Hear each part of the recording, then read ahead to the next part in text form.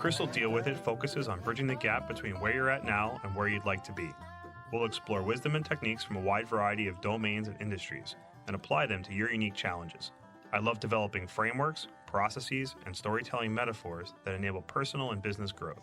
Through actionable next steps, we'll build momentum and confidence. My goal is to help you clear roadblocks, do more with what you have, and realize the potential of yourself and your team. So throw your challenges my way, and Chris will deal with it.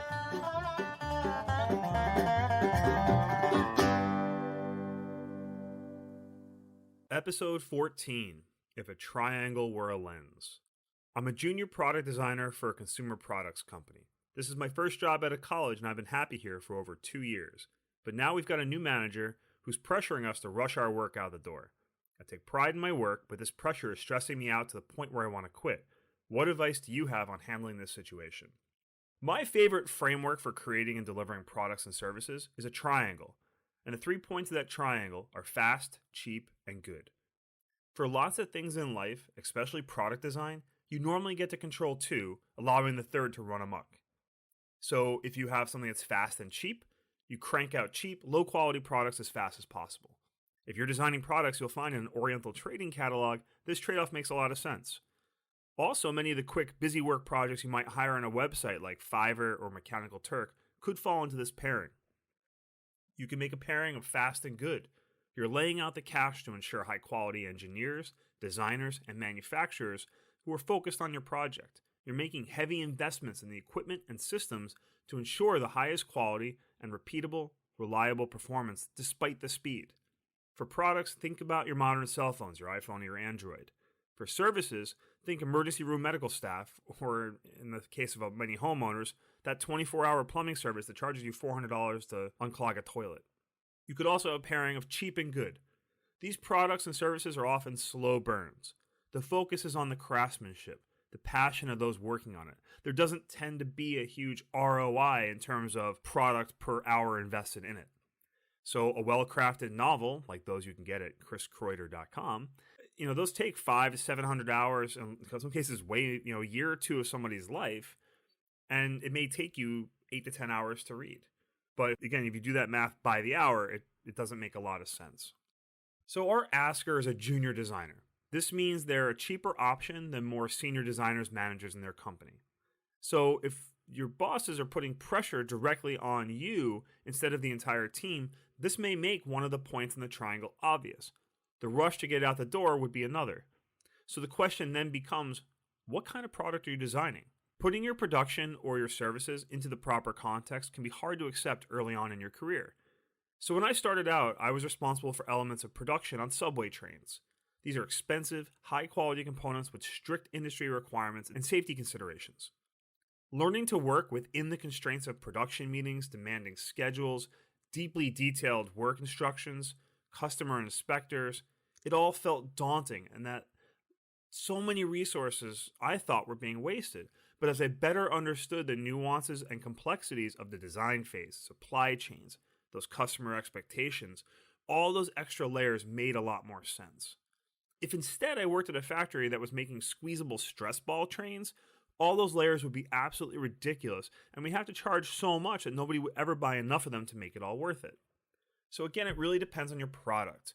Depending on that product, you may have serious reservations about making trade-offs in your design process. But you have to realize you're likely to never have a perfect situation or environment to do your best work. The triangle trade-off often exists, and knowing this is vital to working within your constraints instead of against them.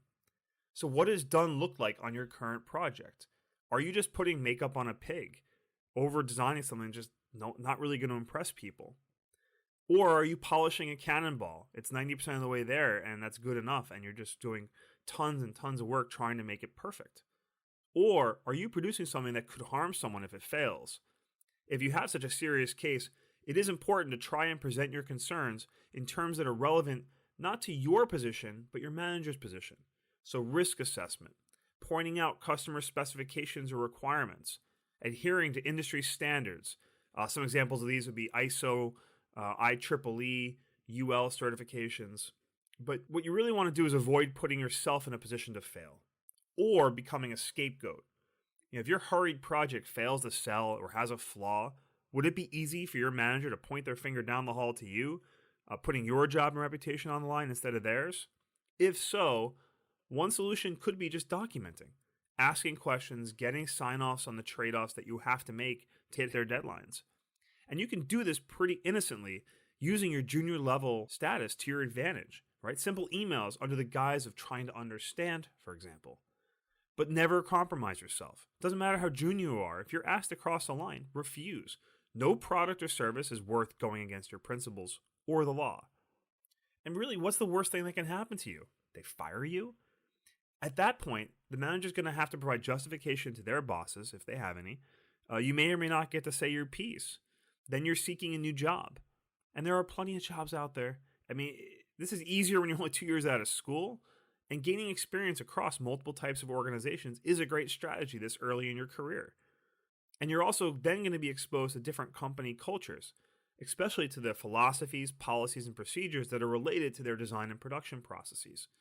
You're going to have many more jobs and gigs in your career, right? So go into each with your integrity intact and mind open to learn. But remember, in this case and all others in design, you're not the product. It's the company's product.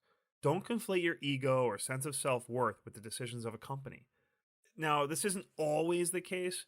You do want to be aware when a product you're designing or a service you're providing will directly affect your reputation. In these cases, which trade-offs matter the most to your customer? Is your customer expecting a fast delivery? Are they expecting high quality and reliability? Or are they expecting you to stick to a very strict budget? Being open with them about these trade-offs, or even the framework that you're using, can make a huge impact on ensuring a successful delivery to their expectations. And this same approach could help our asker if they treat their manager as their customer. You also want to consider that there may be scenarios at play that you're not aware of. One, the company might be facing financial pressures. Maybe they need products to sell quickly to generate profits, however small or short term.